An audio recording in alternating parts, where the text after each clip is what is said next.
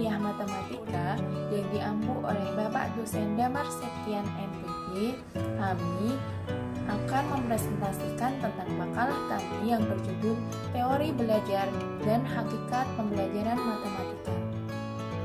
Kelompok kami beranggotakan oleh Anis Aprilia, Wilhati Miswah, Juliati, serta Putri Setiawati.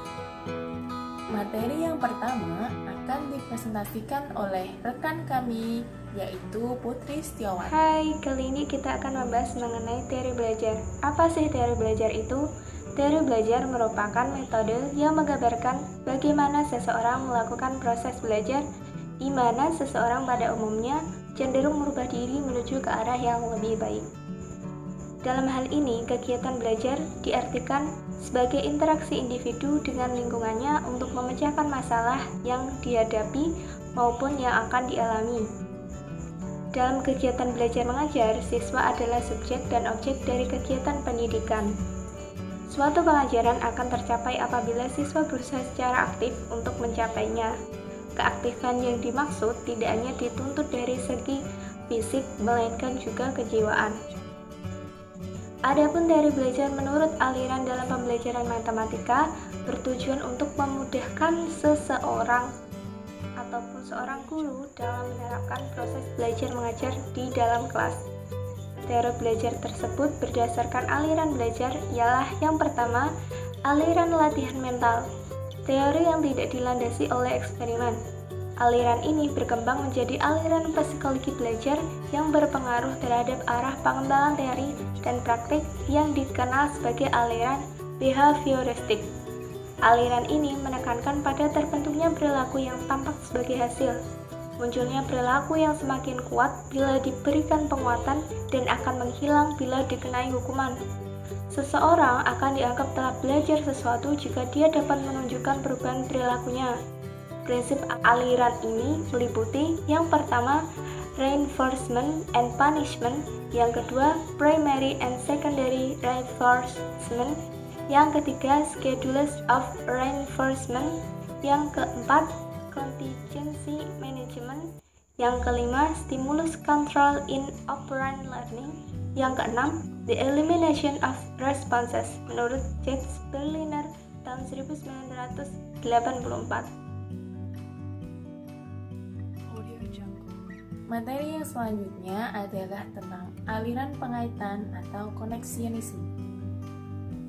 Jika dipahami dari arti kata pengaitan itu sendiri, pengaitan adalah keterhubungan atau terkoneksinya antara pelajaran yang akan dipelajari siswa dengan pembelajaran yang sudah dipelajari siswa sebelumnya. Hal-hal yang menonjol dalam aliran ini adalah yang pertama, melatih otak dengan pengaitan menggunakan konsep yang sudah dikenali anak. Yang kedua, makin kuat kaitan maka makin banyak untuk belajar. Yang ketiga, pengajaran harus dilatih dengan cara menghafalkan. Menurut Tom Dick, belajar adalah proses timbal balik atau interaksi antara stimulus dengan respon. Stimulus adalah hal-hal yang merangsang terjadinya kegiatan belajar, seperti pikiran, perasaan, yang dapat menimbulkan reaksi peserta didik dan dapat ditangkap oleh alat indera. Sedangkan respon adalah reaksi dari peserta didik itu sendiri yang muncul ketika belajar, dapat berupa pikiran, perasaan, gerakan, atau tindakan. Jadi, perubahan tingkah laku akibat belajar berwujud konkret dan tidak konkret. Penekanan dari teori ini adalah setiap pengajaran harus dilatih dengan cara menghafalkan. Dengan cara stimulus respon berupa hadiah-hadiah yang dinilai dapat menimbulkan semangat siswa dalam belajar. Selanjutnya adalah aliran pendidikan progresif. Aliran ini menekankan pada keaktifan siswa dalam berpikir untuk memecahkan masalah dengan cara rekonstruksi dengan menggunakan pengetahuan serta pengalaman yang telah didapat sebelumnya. Sehingga siswa siswa dapat berpikir secara rasional dalam menyelesaikan masalah tersebut. Ahli dalam aliran ini, Dewey, membagi perkembangan moral anak menjadi 3 tahapan. Yang pertama adalah tahap premoral, yaitu tingkah laku seseorang yang didorong oleh desakan yang bersifat fisik atau sosial. Yang kedua adalah tahap konvensional, yaitu seseorang mulai bisa menerima nilai-nilai dengan sedikit kritis. Yang ketiga adalah tahap autonomous, yaitu seseorang mulai bisa berbuat atau berpikir sesuai dengan akal pikiran dengan pertimbangannya sendiri. Aliran pengertian dan belajar bermakna. Sebagai individu, manusia berinteraksi dengan dunia luar dan kepribadiannya yang sangat membingungkan. Tidak ada 2 orang yang mempunyai pengalaman yang benar-benar sama terhadap objek atau realita yang sama. Prinsip dasar ahli aliran ini, yaitu Gestalt, adalah interaksi antara individu dan lingkungannya disebut sebagai perceptual field. Setiap bagiannya memiliki organisasi yang cenderung dipersepsikan oleh manusia sebagai figure and ground. Oleh karena itu, kemampuan persepsi ini merupakan fungsi bawaan manusia, bukan skill yang telah dipelajari.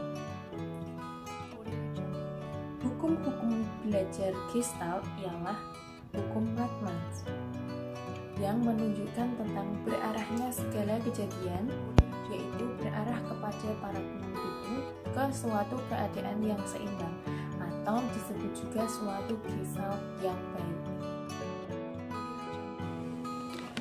Yang ke B yaitu tentang hakikat pembelajaran matematika. Matematika merupakan pelajaran yang diajarkan pada semua jenjang pendidikan yang dimulai dari SD, SMP, SMA hingga ke perguruan tinggi.